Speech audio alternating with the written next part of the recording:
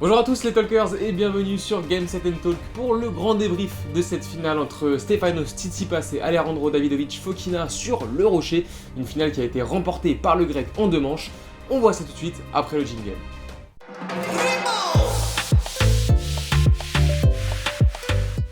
Avant toute chose, n'hésitez pas à vous abonner ou à nous laisser un petit pouce bleu, ça nous aide beaucoup pour le référencement de la chaîne et si notre travail vous plaît, on vous en sera donc très reconnaissant parce que ça nous aide donc à nous faire connaître et à progresser de manière qualitative. Ceci étant dit, on va pouvoir passer donc tout de suite au débrief de cette finale entre le tenant du titre Stefanos Tsitsipas et la sensation Alejandro Davidovich Fokina qui, on le rappelle, avait sorti Novak Djokovic ou même Tyler Fritz, récent vainqueur d'Indian Wells plus tôt dans la semaine et qui donc avait atteint sa première finale en Masters 1000 qu'il disputait sur le cours central de Monte-Carlo ce dimanche après-midi, donc contre Stefanos Tsitsipas qui disputait lui sa 4e finale en Masters 1000, qui avait déjà triomphé à Monte-Carlo l'année dernière, donc on l'a dit, face à Andrei Rublev. Et donc cette finale qui finalement a débuté sur les chapeaux de roue pour l'Espagnol, puisque c'est lui qui a breaké le premier, notamment sur une petite amortie de Tsitsipas, même sur son premier jeu de service, a eu un peu de mal, a fait quelques fautes en coup droit. Et puis très vite, on a eu un Tsitsipas qui est vite rentré dans sa rencontre, avec notamment ce débreak immédiat sur un superbe passing de coup droit. Et ensuite, Tsitsipas qui a été beaucoup plus solide dans l'échange, en tout cas en deuxième partie de première manche. Après, ça s'est un peu gâté dans le milieu du deuxième, mais en tout cas... Jusqu'au milieu du deuxième, entre le milieu du premier et le milieu du deuxième, il a été largement supérieur à Davidovich Fokina dans ce secteur-là. Au service aussi, il a été très performant.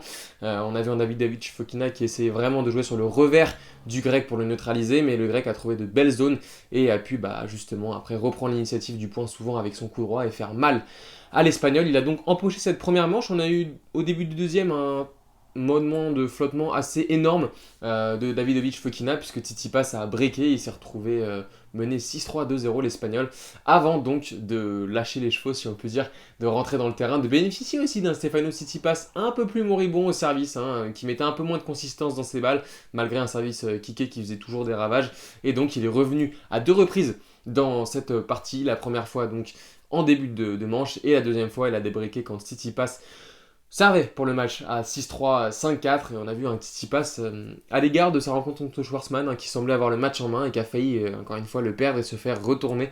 Voilà, c'était assez bizarre j'ai envie de dire cette semaine, un Stefanos Tsitsipas qui paraissait monter en puissance, assez serein. J'ai vu son match contre Schwartzmann.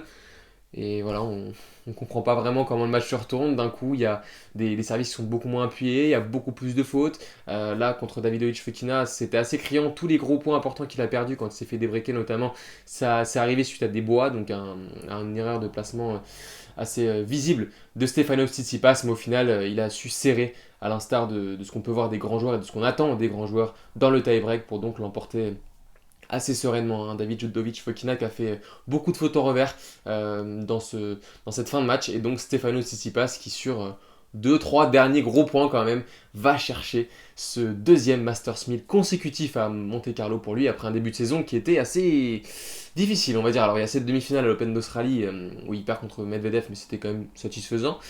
Ensuite il y a ce 3e tour à Indian Wells contre Brooksby, il y a ce 8e de finale contre Alcaraz à Miami, et au final voilà, on attendait un Stefanos Tsitsipas qui avait beaucoup de points à défendre sur cette tournée de terre battue, et donc ça commence par un titre à Monte-Carlo, il défend son titre, il ne perdra pas de points, donc a priori il conservera sa bagatelle de points pour l'instant, au moins jusqu'au tournoi de Barcelone la semaine prochaine où il a fait finale l'année dernière contre Rafael Nadal, il l'avait perdu.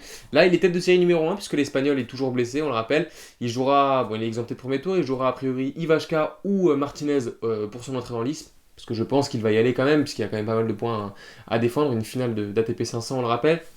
Ensuite ça peut être Dimitrov, Alcaraz, donc voilà, et puis ensuite Nori éventuellement ou Albert Ramos en demi-finale, et des joueurs comme Casper Ruud, Félix Auger-Aliassime s'il retrouve un peu des couleurs en finale. Un tableau très relevé en tout cas.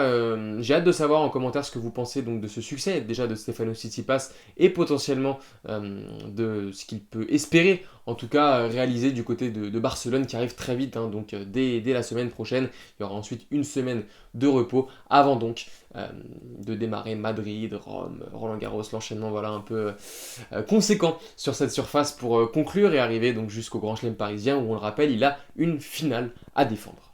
On va juste pour clôturer cette vidéo rendre un petit hommage quand même à Davidovich Fokina, on en a pas mal parlé cette semaine sur la chaîne.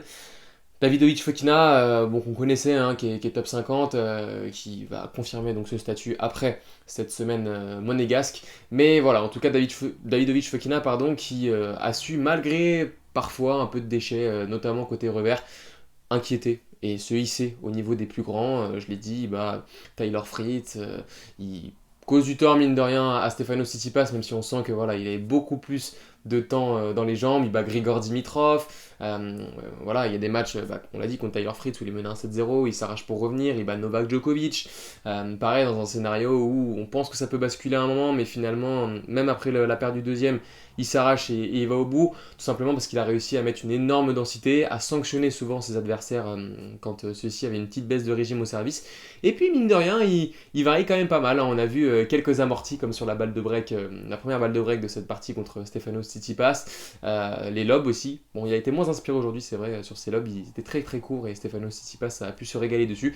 Mais en tout cas, voilà, Davidovic Fokina qui confirme tout ce potentiel et en tout cas qu'on devrait retrouver dans le top 30 en fin de saison, sauf blessure, voilà, on prend pas trop de risques en vous disant ça. C'est vrai que c'est un joueur qui joue quand même bien sur toutes les surfaces en plus, hein. Il avait gagné Wimbledon Junior, il avait fait une deuxième semaine à l'US Open chez les seniors, et bah, il y a ce match contre Casper Ruud à Roland-Garros l'année dernière qui était absolument sensationnel, cette finale à Monte-Carlo, enfin voilà, plein de bonnes choses pour Davidovic Fokina. Moi, à titre personnel, je l'avais découvert en qualif de Roland-Garros contre Jay Clark il y a quelques années, un premier tour de qualif. Là, je pense qu'il voilà, il n'aura plus besoin de passer par les qualifs déjà, mais qu'on pourra le retrouver en tout cas ces prochaines semaines sur le devant de la scène. N'hésitez pas à nous dire ce que vous pensez aussi de ce joueur, comment vous voyez un peu se profiler les prochaines semaines du côté de Barcelone. Il y aura Stuttgart chez les femmes aussi avec un tableau très relevé, Madrid, Rome et donc Roland-Garros qu'on continuera de vous faire vivre sur la chaîne avec nos crèmes liftées. Merci à tous de nous avoir suivis, c'est toujours un plaisir, vous êtes nombreux à nous suivre pour ces crèmes liftées. Et donc nous on se donne rendez-vous dès demain pour un live qui reviendra un peu sur l'actualité de ce qui s'est passé ces derniers jours, et notamment de Monte Carlo avec Cons aux manettes, accompagné d'Alexis et peut-être de JB. Bon dimanche à tous.